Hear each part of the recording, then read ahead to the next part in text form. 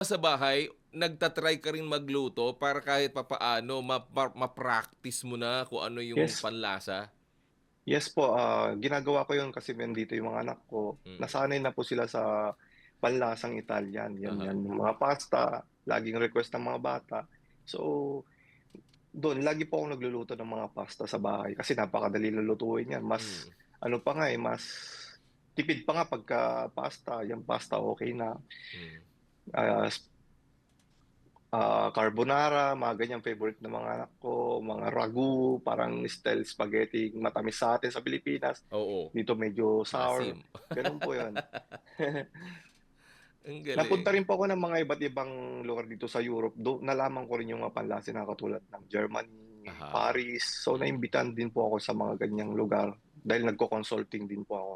So, do'n ko nalaman ko rin yung mga iba't ibang panlasa dito sa Europe. Nagkaroon na Hmm, ako ng ideya. mm.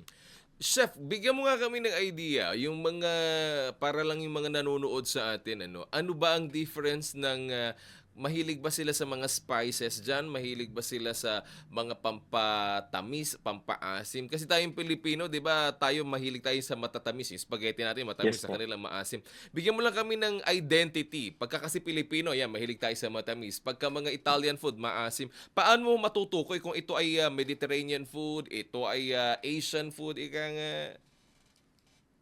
So, sa kanila po, napakasimple lang, Hmm, Mediterranean. So, may kung ano yung mga hilig nilang kinakain araw-araw. So, pagdating sa appetizer, so olive virgin oil, olive lang, olive oil, salt and pepper, mhm, okay na po sa kanila yon.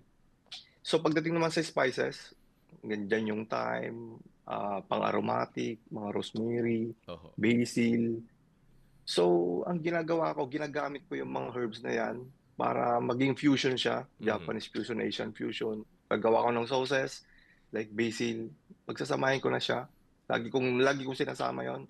Tapos yung mga, yun nga, olive, Tajascan olive, capers, yun talaga yung mga hilig nila. hmm, Um, Basta dun po, ang fusion means kumukuha ako ng herbs nila, mm, pinagsasama ko na po yun. Kumbaga adobo, lalagyan ko na ng pang-aromatic yan na ginagamit nila.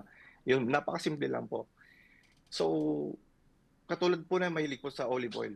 mhm. Lagyan mo lang ng olive oil, salt and pepper, Puwede okay na na. po sila sa kanila. Hmm, Yung sa ano naman po, may mga lugar po dito na mahilig sila sa manghang aha, at merong lugar naman na hindi. hmm, Katulad ng South Italy, mahilig sila sa manghang, may mga manghang sila na napakasikat. mhm, Pangalan nun Induya. mm, So, nagke-create din po ako ng mga ganong klase ng fusion katulad ng roll, ginagamitan ko po rin po ng mga katulad ng mga dahon ng kalabasa, yung mga yan po, oo, pulpete na tinatawag nila, yung, parang vegetable na ifi-fishball mo siya. hmm, Basta marami pong creation para magamit mo lang. Kung anong ginagamit nila sa pasta, pizza, mhm, ginagamit ko rin po sa sushi. Kung pinagko-combine ko po siya para ano, yun dun po papatok ngayon yung panlasa nila. Kasi 'pag sinabi mong Japanese cuisine ano yun, puro raw lang yan, eh. oo. Hindi sila gumagamit ng mga cook.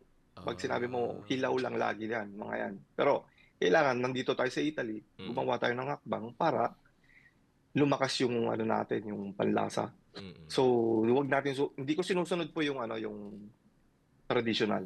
So, mm. meron tayong traditional, meron din po akong fusion. So, hati-hati po.